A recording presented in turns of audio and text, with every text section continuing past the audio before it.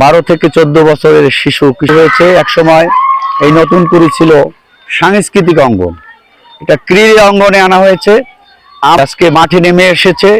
আগামীতে এই মোবাইলের আসক্ত থেকে অচিরেই এই শিশু কিশোররা উপহার পাবো এবং বহু সম্ভাবনাময় এই শিশু কিশোর ক্রীড়া আমাদের জেলায় আছে।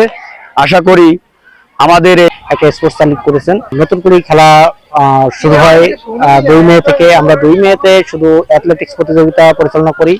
এরপরে আমরা সাঁতার, দাবা, ব্যাডমিন্টন, কাবাডি, আজকে আমাদের ফুটবল এবং ক্রিকেট চলতেছে। ছেলেদের ক্রিকেট টুর্নামেন্ট এবং মেয়েদের ফুটবল টুর্নামেন্ট। এই ফুটবল এবং ক্রিকেট টুর্নামেন্ট আগামীকালকে ফাইনাল হবে।